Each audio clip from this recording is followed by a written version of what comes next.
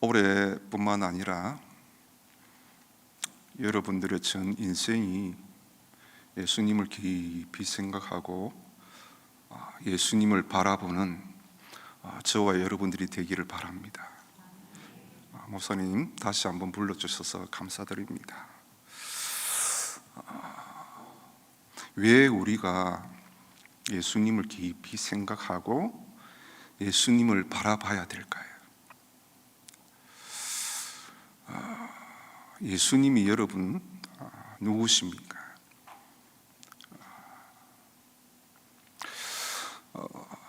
저와 여러분들은 예수님을 안다고 하지만 사실은 잘 모릅니다. 여러분, 피조물이 어떻게 창조주 하나님을 잘 알겠어요? 이사야 선지자는 나실 아기가 있는데 그분의 이름이 기묘자요 모사요 전능하신 하나님 평강의 왕이라 그랬습니다. 그런데 신약에 이렇게 또 보게 되면 세례 요한은 예수님을 우리 죄를 짊어지고 가는 하나님의 어린 양이로다 그렇게 이야기를 하고 있습니다. 그런데 예수님은 자신을 나는 세상의 빛이다, 나는 양의 문이다, 나는 선한 목자다, 이렇게 나는 하늘로부터 내려오는 만나다, 나는 생명의 떡이다, 그렇게 이야기를 하고 있습니다.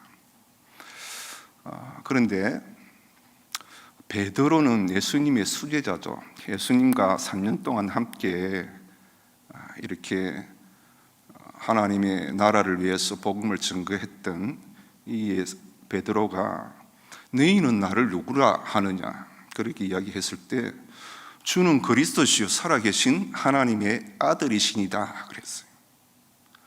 그래서 그것을 알게 하는 이는 네가 아니고 성령 하나님이시다 칭찬을 받았습니다. 그런데 오늘 이 베드로 본문을 보게 되면 다시 예수 그리스도가 누구냐 하는 것을 말씀을 하고 있어요. 예수님은 보배로운 산돌이시다, 보배로운 모퉁이 돌이시다. 믿는 자에게는 보배이지만 믿지 않는 자에게는 부딪히는 돌, 걸려 넘어지게 하는 바위이시다. 그렇게 베드로가 예수님에 대해서 그분이 누구인가를 이야기를 하고 있습니다. 그런데 성도된 저와 여러분들이 누구냐 하는 것도 오늘 본문에 이야기를 하고 있습니다. 너희는 거룩한 나라요 택하신 족속이요 왕같은 제사장이요. 저와 여러분들의 정체성을 이야기를 하고 있습니다. 방금 예수님을 깊이 생각하고 예수님을 바라보라고 했는데 조금 아이스 브레이크 시간을 갖도록 하겠습니다. 여러분 양해해 주세요. 여러분 알더라도 좀 한번 크게 웃어주세요. 어떤 할아버지 할머니가 굉장히 사랑을 했습니다. 그런데 할아버지가 먼저 하늘나라로 가셨어요. 그런데 예배 시간에 찬송을 부르는 거예요. 태산을 넘어 헝곡에 가도 빛 가운데로 걸어가면 주께서 항상 지키시기로 약속한 말씀 변치 않네. 하늘의 영광 하늘의 영광 나의 마음속에 차고도 넘쳐. 그러는데 이 할머니가 먼저 떠난 할아버지가 너무 보고 싶은 거예요.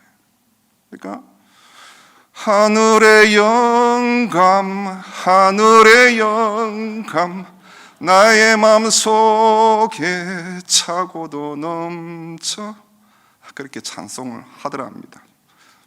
다 들어보셨는가 보네.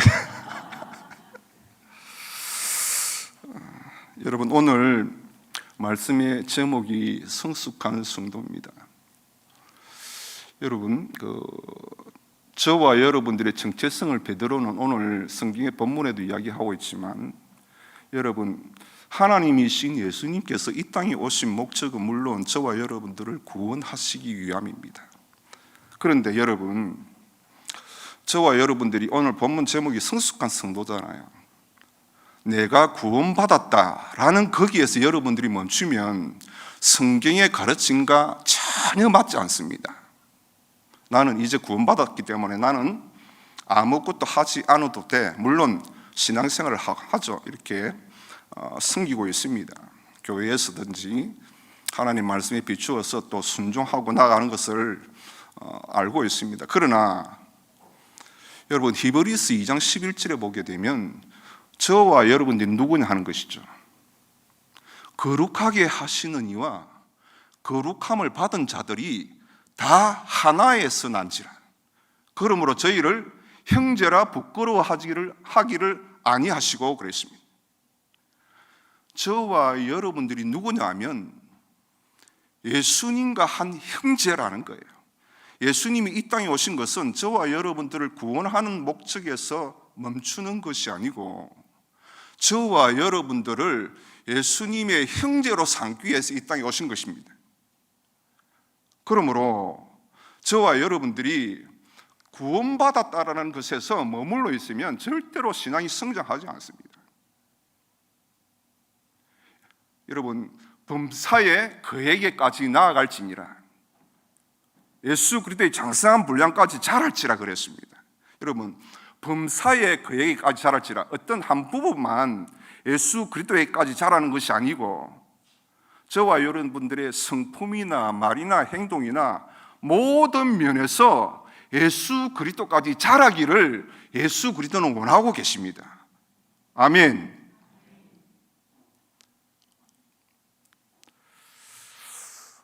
그러니까요, 오늘 본문에 그 앞에 보게 되면 저와 여러분들이 신앙생활을 함에 있어서 성숙한 성도는 어떤 성도냐 하는 것을 가르쳐 주고 있는데, 첫 번째가 뭔가 하면 여러분들 지금 옆에 앉아 계시는 믿음의 형제 자매들이 있잖아요.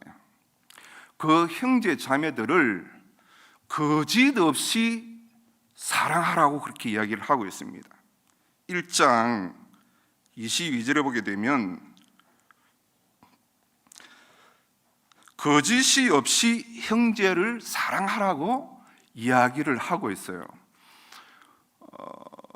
그러면서 거짓이 없이 형제를 사랑하는 것이 뭐냐라는 것이죠. 그것이 바로 1절의 말씀입니다. 그러므로 모든 악독과 모든 기만과 외식과 시기와 모든 비방하는 말을 버리고 그랬습니다. 두 가지 동사를 이야기를 하고 있는데, 하나는 버릴 것을 버리라라는 것이고 하나는 사모하라는 것이죠. 무엇을 버려야 하느냐? 악독을 버리라고 합니다. 악독은요, 마음이 악하고 독살스러움을 이야기해요. 제가 사전을 찾아보니까. 그런데 이런 사람들은 다른 사람을 죽입니다. 예를 들면 전세 사기를 친다든지, 이렇게 살인한다든지, 성폭력을 한다든지, 하여튼 자기 유익을 위해서 다른 사람을 막 해치려고 하는 사람들 있잖아요. 악성 댓글을 달아가지고 사람을 죽이잖아요. 그런 것들을 버리라 하는 것이죠. 그리고 모든 기만은 다른 사람들을 업신여기는 거예요. 자기가 교만한 것들을 버리라고 합니다. 외식은요, 겉과 속이 다른 것을 말해요. 여러분, 어린아이들은요, 오늘 여기도 본문에 보게 되면 갓난아이가 나오는데 아이들은 겉과 속이 똑같습니다. 그런데 어른들은 그렇지가 않아요. 외식하잖아요. 그러니까 거짓 없이 형제를 사랑하려면 이런 외식하는 것, 겉과 속이 다른 것을 버리라는 거예요. 두 번째로, 시기는 다른 사람들이 잘 되는 마음입니다. 이런 걸 질투하는 거예요. 잘 되기를 싫어합니다. 이런 시기라는 것은 다른 사람이 잘 되는 걸 싫어합니다. 그래, 모든 비방하는 말을 버리라 그랬어요. 아주 악의에 찬 중상모략하는 것. 여러분, 안 믿는 사람들이 이야기하는 것이 아닙니다. 교회 안에서 형제 자매들을 사랑을 하되 거짓 없이 형제를 사랑하라는 거예요. 왜요?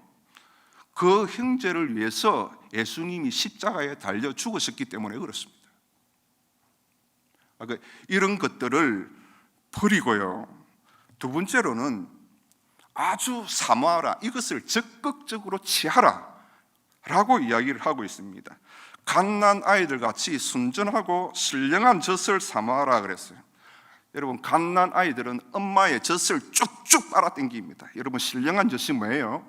하나님의 말씀입니다. 저와 여러분들이 거듭난 것은요, 썩어질 치로 된 것이 아니고 하나님의 말씀으로 된 것이에요. 아멘.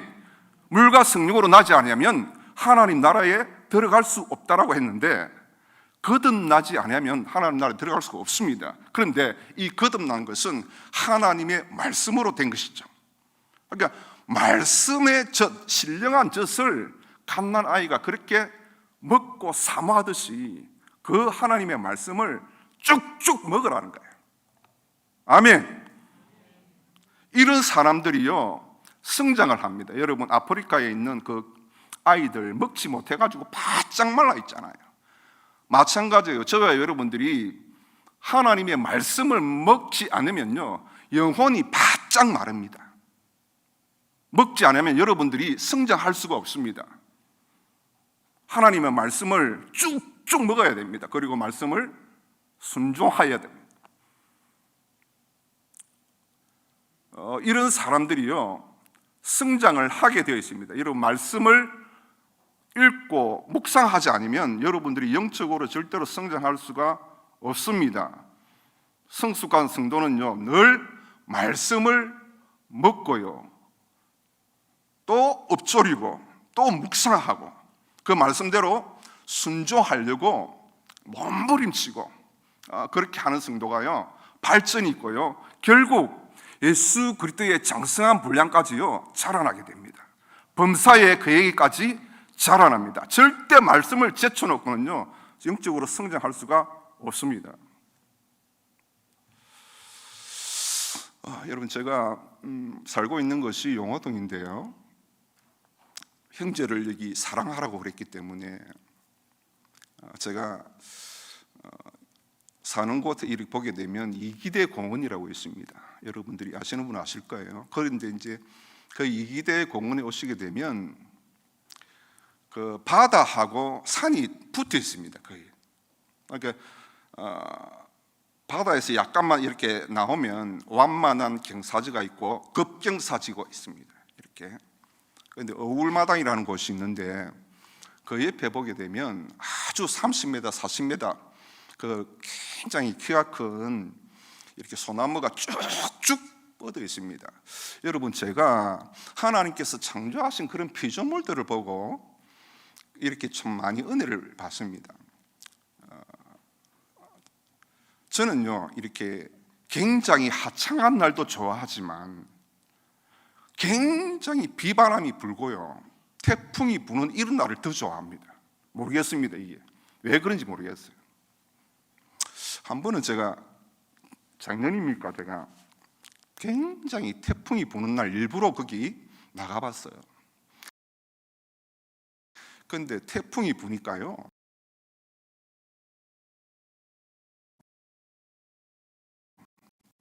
여러분, 태풍의 힘이 그 무거운 그 그물이 이렇게 올라와 있다. 그만큼 태풍의 힘이 셉니다. 그러니까 바람이 태풍이 확 부니까요, 30m, 40m 그 아름들이 그 소나무들이 이렇게 쭉쭉 흔들리는 거예요. 이게 뒤로 흔들렸다가 이렇게 옆으로 흔들렸다가 오른쪽으로 흔들렸다가 쭉 흔들리는 거예요. 아주 장관이었어요. 그런데 마음속에 야, 저러다가 전 나무 부사지는 거 아이가, 이런 마음이 생기더라고요. 그런데 한참을 제가 지켜봤습니다. 그런데요, 그 강한 태풍이 불어도요 다치는 나무가 없어요. 흔들리기는 흔들리는데요, 뭐 가지가 부러진다거나 그런 나무가 없어요. 왜 그런가? 여러분 그런 노래가 있죠. 가시나무새. 바람이 불면 메마른 가지 서로 부딪히며 울어대고 그러잖아요. 그러니까 그 나무들이 왜 부서지지 않느냐? 여러분 조금만 더 세게 불면 허리가 부러질 것 같아요. 그런데 부러지지 않아요. 왜 그러냐? 서로 부대끼며 이렇게 있으니까요. 가지가 쭉쭉 서로 부대껴 있으니까요. 그 어느 정도를 넘어서 부러지려고 하면 그 옆에 있는 가지가요, 그 나무를 지탱해 주는 거예요. 서로 부대끼며 울어대더라고요. 여러분 건강한 교회는요, 성도가 아파하고 올 때요, 같이 울어주는 교회가 건강한 교회고요, 성숙한 성도들입니다. 그러니까 서로 부대끼며 울어대니까요, 함께 있으니까요, 꺾일 것 같지만 꺾이지 않더라고요. 여러분 저와 여러분들 성경은 사람을 나무로 많이 비유합니다. 예수님도 나는 포도나무야 너희는 가지라. 창세기 때 보면 생명나무, 계시록에도 그런 나무가 등장하잖아요. 사람을 나무로 많이 비유합니다. 그런데 저와 여러분들이 아무리 믿음이 있다고 하더라도요, 그 경사지에 있는 나무 같은 존재예요. 한번 가난이란 한번 경제적인 태풍이 불잖아요. 한번 건강이라는 태풍이 불잖아요. 한번 그 인간관계 속에 오는 그런 강한 태풍이 불면요, 굉장히 내가 지금까지 평탄한 삶을 살아왔을 때는 잘 몰랐는데 그런 태풍이 한번 확 불게 되면요, 확 흔들립니다. 위태로운 존재입니다, 저와 여러분들은. 그런데요, 왜 하나님이 교회 공동체를 세워주셨을까요? 여러분들 주위에 내 옆에 형제 자매들을 함께 붙여주셔서 내가 아파하고 내가 울 때요, 같이 울라고. 성도가 아무리 많아도요, 저 성도가 저는 어려움을 당하고 있구나, 나하고는 상관없어, 이러면 안 됩니다. 여러분, 저 형제 자매가 그렇게 고통하고 아파하고 울 때요, 같이 부대끼며 울어주는 그런 성도가 있는 한 여러분 그 성도는 꺾이지 않습니다. 그런데 그 다음날요, 제가 공원을 또 나가봤더만 그 바닷가 최전방에 있는 나무는 꺾인 나무가 없어요.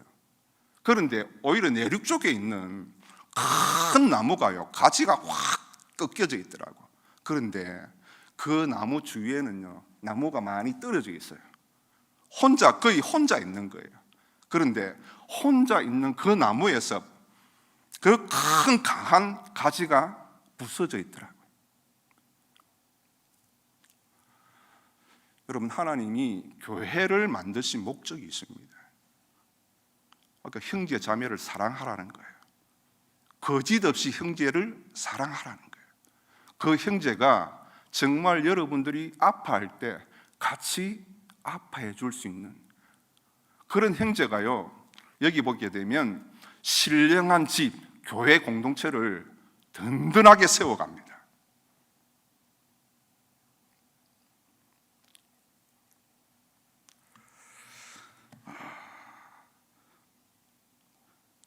여기 5절에 보게 되면, 그런데 예수님을요, 보배로운 산돌이신 예수께 나아가 그랬습니다.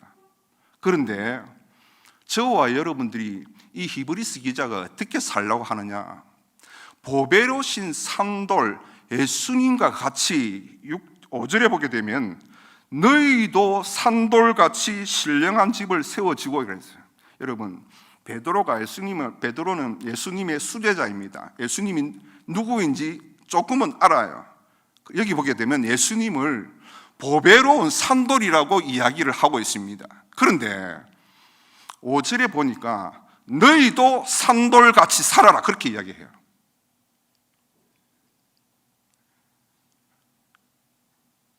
나는 구원받았으니까 적당하게 신앙생활하면 될 거야. 여러분, 성경의 가르침하고는 정면으로 반대됩니다. 안식에 들어가기를 힘쓸지니 그랬어요. 힘쓸지니 천국은 침노하는 자의 것이다. 가만히 정치하지 말아라는 거예요. 성숙하라는 겁니다. 여러분, 이 성숙한 성도들을 위해서요, 성도들을 통해서요, 하나님의 나라가 세워집니다. 왜 저와 여러분들이 한 명도 빠짐없이 성숙한 성도가 되어야 하느냐? 이유가 있습니다. 그것은 이 부산진 교회와 하나님 나라의 확장을 위해서 반드시 필요하기 때문에 그렇습니다. 내 한 명쯤은 괜찮겠지라고 하게 되면요, 여러분, 집이 왜 무너집니까? 왜 태풍에 지진에 무너집니까? 기초부터 물론 흔들려서 그렇지만 그 중간에요, 아주 단단하게 잘 이렇게 모퉁이 돌 되시는 예수 그리스도의 반석 위에 성도들이 오른쪽 왼쪽 위로 든든하게 집이 세워져 가고 있는데 어느 한 돌이 약해 빠져가지고요, 성숙하지 못해가지고요, 푸석푸석 해가지고요, 태풍이 불 때 그 돌이 하나 무너져 버리는 거예요. 그러면 어떤 힘이 가해질 때 자꾸 그쪽을 통해서 집 전체가 무너져 버립니다. 나 하나쯤이야 라고 생각하면 안 돼요. 신령한 집, 교회 공동체가 예수 그리스도의 믿음의 반석 위에 똑바로 세워져야 되는 거예요.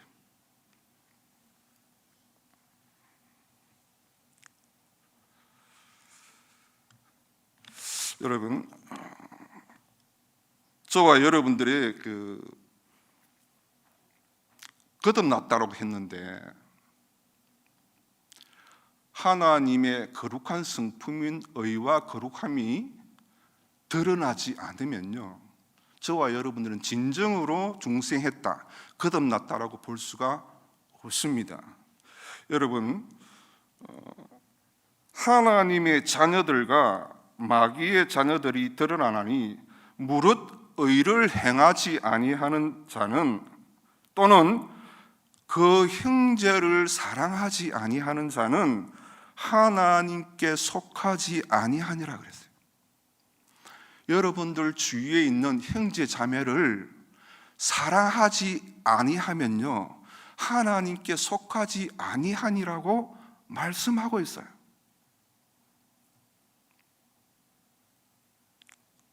여러분, 보이는 형제 자매를 사랑하지 않는데 보이지 않는 하나님을 사랑한다라는 것은 거짓말입니다.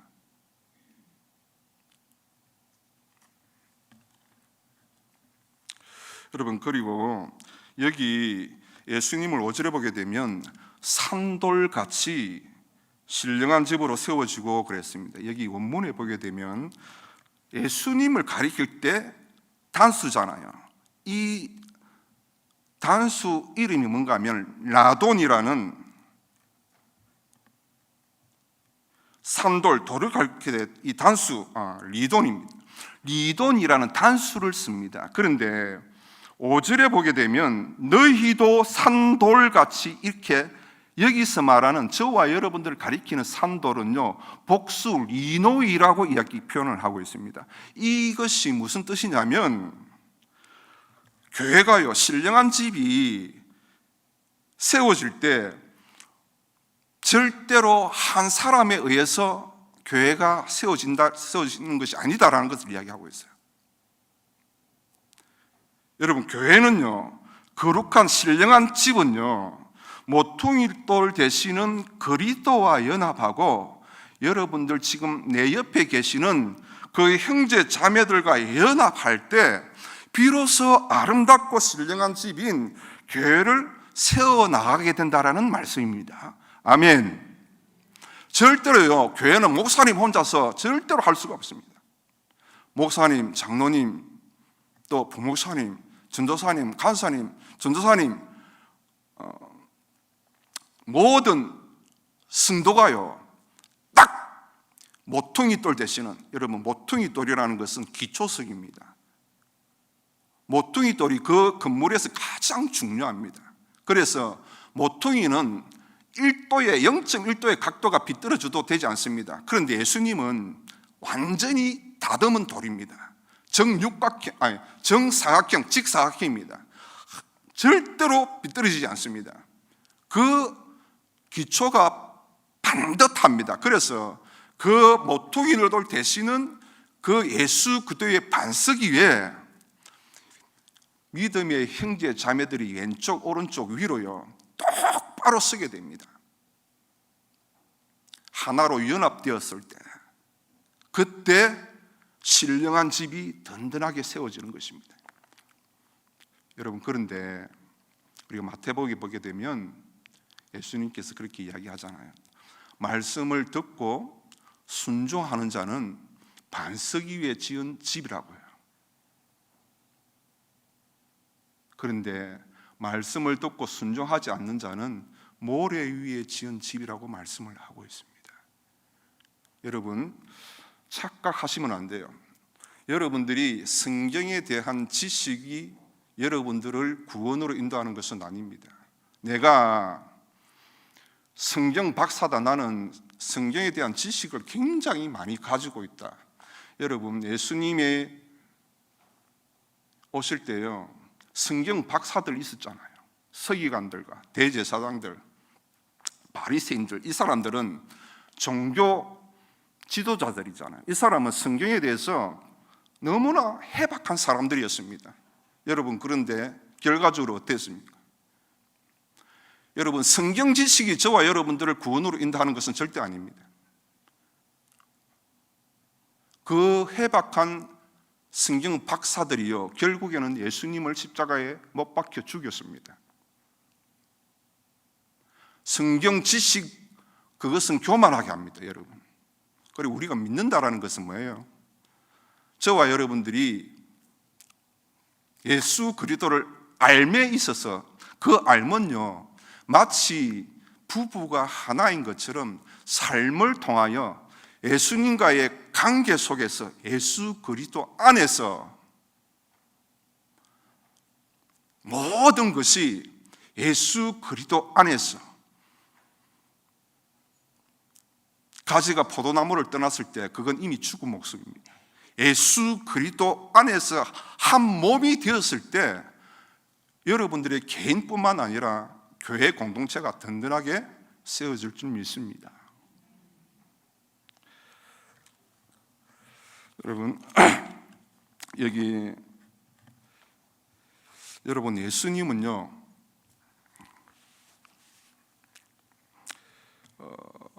다양한 캐릭터를 가지고 있습니다. 예수님은요 창세기 1장처럼 전능하신 하나님으로 우리가 이미지를 가질 수가 있고요, 때로는 이삭처럼 하나님께 버림받고 죽는 캐릭터를 가지고 사역하실 때도 있습니다. 그리고 예수님이 요셉처럼요 죄가 없음에도 형들에 의해서 팔려가는 모습을 가지고 계십니다. 만약 예수님이 창조주의 전능한 모습만 가지고 있다라고 하면 저와 여러분들은 결코 천국에 들어갈 수가 없습니다. 그러나 예수님은 출애굽기에 나타난 어린 양의 모습과 같이 죄인들을 위해서요 자신을 버리고 대신 죽으시는 캐릭터도 가지고 계십니다. 예수님은 호세아가 도망간 아내를 다시 데리고 온 것처럼요, 예수님은 세상이 좋아서 자신을 배신하고 떠난 우리를 구원해서요 천국으로 데리고 가십니다. 여러분, 추사 김정희 아시죠? 그분이 추사라는 호예에 그런 이미지 외에 350개가 넘는 다른 호를 가지고 있습니다. 여러분, 그래서 저와 여러분들이 예수님을 왜 깊이 생각하고 예수 그리스도를 바라봐야 하느냐? 예수 그리스도는 이런 다양한 캐릭터를 가지고 역사하시는 거예요. 여러분, 우리가 비참해지고요, 무시를 받아도 전혀 이상할 것이 없습니다. 전능하신 분께서요, 모진 멸시와 경멸을 예수님은 당하셨습니다. 여러분, 그분은 창조주 하나님이세요. 그런데 저와 여러분들을 구원하시고 저와 여러분들을 형제로 삼기 위해서 그분은 모진 채찍과 비방과 배신과 멸망과 경멸을 당하셨어요. 그러므로 우리도 비참할 때 예수님을 찾고요, 사람에게 무시받을 때 예수님을 만날 수가 있습니다. 여러분, 요한계시록을 쓴 그 사도 요한이 밤모섬이라는 그 감옥에 갇혀 있었잖아요. 정말 이제는 아무런 소망이 없는 그 감옥 속에 있었잖아요. 그럴 때 절망하고 있는 그 사도 요한을 예수님은 만나 주셨습니다. 그리고 그 절망하고 어려움에 있는 그 사도 요한에게요, 예수님께서 속히 오실 예수 그리스도의 계시를 요한에게 계시하시죠. 그의 인생을 포기했을 때요, 예수님의 사랑을 사도 요한은 경험을 더욱 하고 있었던 것입니다. 여러분, 주님은요, 우리가 능력이 많다고 여길 때요, 걱정하십니다.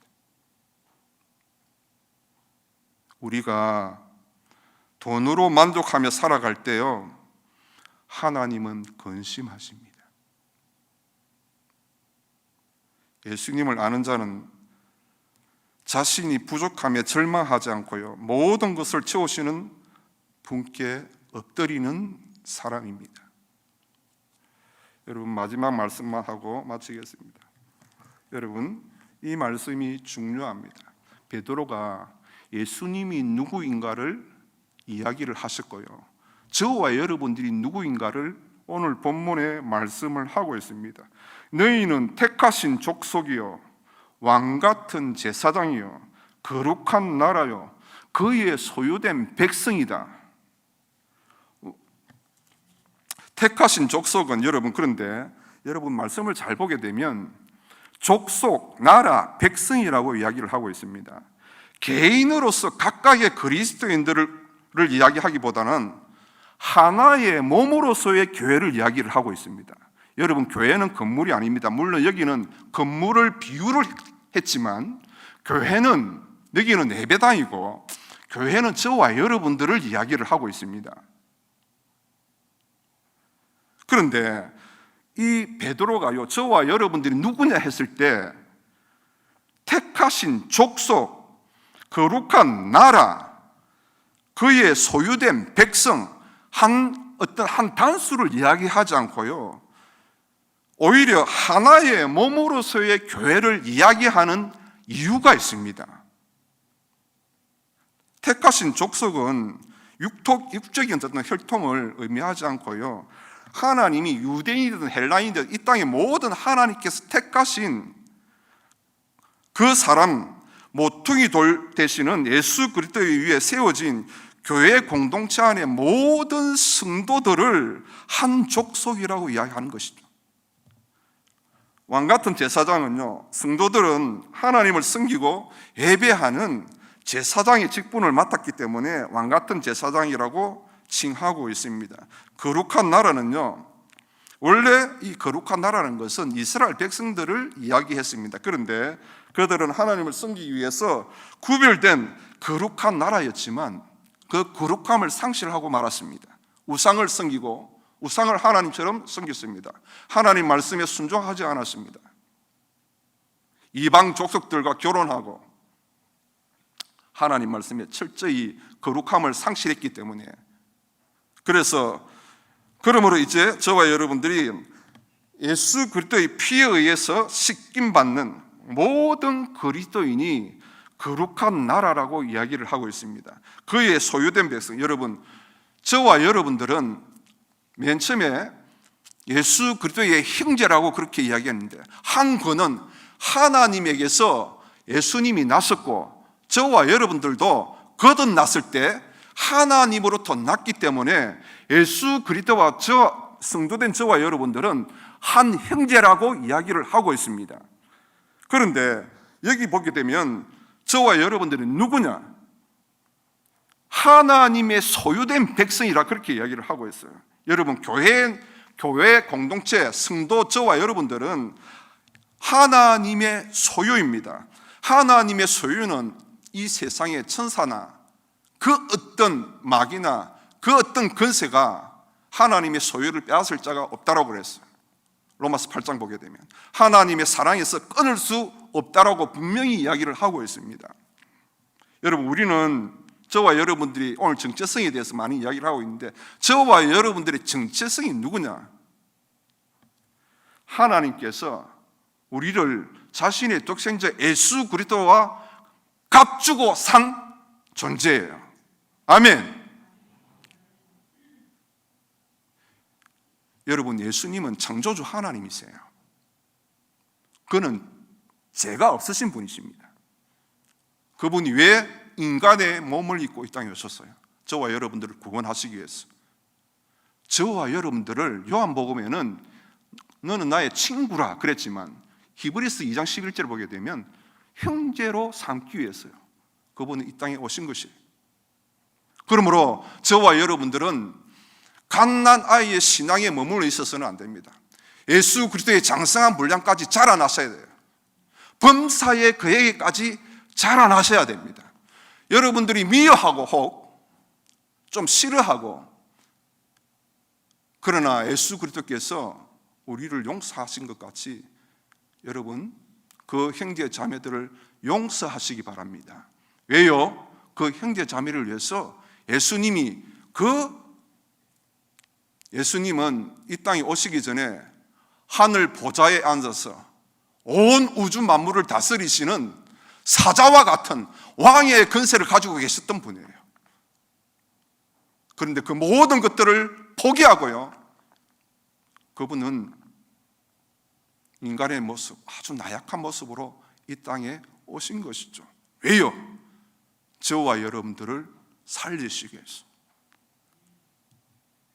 여러분, 그런데 저와 여러분들의 캐릭터가 택하신 족속, 왕같은 제사장, 거룩한 나라, 그의 소유된 백성, 이렇게 다양한 캐릭터를 이 히브리서 기자가 이야기를 하고 난 뒤에 이렇게 다양한 캐릭터를 준 목적이 있다. 여러분, 이것이 중요합니다. 왕같은 제사장, 거룩한 나라, 택하신 족속, 그의 소유된 백성이다. 이런 다양한 캐릭터를 준 목적이 뭐냐라는 거예요. 그것은 바로 너희를 어두운 데서 불러내어 그의 기이한 빛에 들어가게 하신 이의 아름다운 덕을 선포하게 하려 함이라. 쉽게 말하면 세상에 복음을 전하기 위해서 왕같은 제사장, 거룩한 나라, 택하신 족속, 그의 소유된 백성이란, 여러분, 이런 다양한 캐릭터를 우리에게 주신 목적은 하나님 나라의 복음을 증거하기 위해서 이런 정체성을 이 히브리서 기자가 우리에게 가르쳐 주고 있는 것입니다. 그 목적은 세상에 많은 죽어 있는 영혼들에게 하나님 나라의 생명의 복음, 여기 산돌이라는 것은 예수님은 산돌이신데 너희도 산돌같이 살아라. 예수님은 세상의 빛인데 너희도 세상의 빛과 소금이다. 산돌은 살아있다라는 것은 여러분 생명력이 왕성한 것이에요. 돌은 강한 겁니다. 여러분, 예수님께 나오면요, 죽을 수밖에 없는 영혼도, 그 가늠한 여인도요, 살아났습니다. 여러분, 예수님은 살리는 영이에요. 마귀는 죽이는 영입니다. 여러분들이 하나님의 성령과 말씀으로 충만케 되면 여러분들 주위에 사람이 모입니다. 왜요? 그 사람에게 가면 내 영혼이 살아나는 것을 느끼거든요. 말씀을 마쳤습니다. 여러분, 이재철 목사님이 설교하시는 거 잠깐 제가 봤는데 그 큰 운동장에 여러분 조화가 가득 있다라고 봅시다. 그런데 그 목사님, 이재철 목사님 하시는 말씀이에요. 저 한 기퉁에요 생화가 하나 딱 있는 거예요. 그런데요, 그 넓은 운동장에는요 벌이나 새가 모이지 않아요. 그 저 구석에 있는 그 생화에 그들이 모이더라는 거예요. 여러분, 저와 여러분들이 조화는요 10년, 100년 지나도 생명이 없습니다. 생화가 되지 않습니다. 여러분들이 살아있고요, 형제를 사랑하고요, 모퉁이돌 머리 되시는 예수 그리스도의 반석의 기초 위에 여러분들의 신앙을 세우게 되면 신령한 집, 부산진 교회, 이 신령한 교회 공동체가요 하나님 쓰시기에 합당한 아주 거룩한 집으로 세워질 거예요. 아멘. 이런 하나님의 거룩한 사명을 우리에게 주셨습니다. 세상 끝날까지 복음을 증거하는 일에 저와 여러분들이 정말 귀하게 쓰임받고, 또 이 부산진 교회뿐만 아니라 모든 하나님의 신령한 집 교회 공동체들이 그렇게 세워져서 더 하나님의 나라가 흥하게 되는 그런 것들을 위해서 기도하고 저와 여러분들이 적극적으로 나아가시는 저와 여러분들이 되시기를 주님의 이름으로 축원합니다. 기도하겠습니다. 하나님 아버지, 은혜를 감사드립니다. 오늘 우리에게 영원한 생명 되시는, 모퉁이의 머리들 되시는, 보배로운 산돌 되시는 예수 그리스도의 반석 위에 우리의 믿음의 집을 세우라고 말씀하여 주셨습니다. 형제를 거짓없이 사랑하게 하여 주시고, 정말 새해에는 더욱더 예수 그리스도와 성도들과 하나로 연합되어서 하나님의 집, 신령한 집이 든든하게 서가는 아버지 하나님, 그런 교회가 되시기를 간절히 소원하며 우리 주 예수 그리스도 이름으로 간절히 기도드리옵나이다. 아멘.